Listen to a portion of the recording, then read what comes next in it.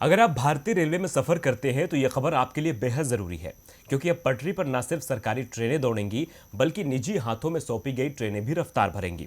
और इन गाड़ियों में सफर करने के लिए आपको किराए का विशेष ध्यान रखना होगा, क्योंकि सरकार ने अपनी जिम्मेदारियों से पूरी तरह से पल्ला झाड़ लिया है। सरकार ने साफ कह दिया है कि ऑपरेटर्स निजी ट्रेनों का चाहे किराया कितना भी रख सकते हैं, यानी साफ है कि अब आपसे मनचाहा किराया वसूला जाएगा, कोई रोकने वाला नहीं होगा। रिपोर्ट देखिए।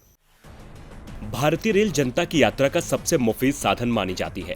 कहा जाता है कि कम किराए में कोई भी यात्री सफर कर सकता है, लेकिन अब सरकार ने अपनी जिम्मेदारियों से भागते हुए इस साधन को भी लोगों से दूर कर रही है। जी हां, जब से सरकार ने रेलवे को निजी हाथों में सौंपा है, तब से एक ही सवाल बरकरार था कि इसका किराया कौन तय करेगा। क्या सरकार बढ़े किराए पर लगाम लगाएगी या फिर मुंह छिपाकर भागती नजर आएगी? और हुआ वैसा ही।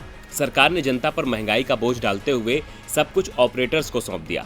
भारतीय रेलवे ने साफ कर दिया है कि प्राइवेट ऑपरेटर्स के लिए यात्री ट्रेनों का अधिकतम किराया तय करने की सीमा नहीं रखी गई है। इसके साथ ही प्राइवेट ऑपरेटर्स को किराया तय करने के लिए किसी अथॉरिटी की मंजूरी की भी जरूरत नहीं होगी। इसका मतलब ये है कि प्राइवेट ऑपरेटर्स जो ट्रेन चलाएंगे वो उनका किराया अपनी मर्जी से बाजार के हिसाब से तय कर सकेंगे।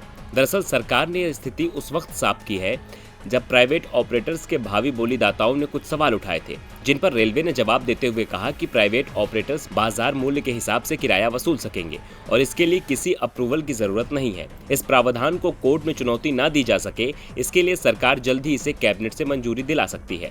आपको बता दें कि रेलवे एक्ट के तहत सिर्फ केंद्र सरकार या विभिन्न मंत्रालय मिलकर रेलवे के किराए का निर्धारण करेंगे, लेकिन अब सरकार ने जिम्मेदारियों को त्याग दिया है, जिसका हर्जाना जनता को भुगतना पड़ेगा, क्योंकि रेलवे 109 रूट्स पर 151 ट्रेनों का संचालन 35 साल के निजी ऑपरेटर्स को देने की योजना बना रहा है।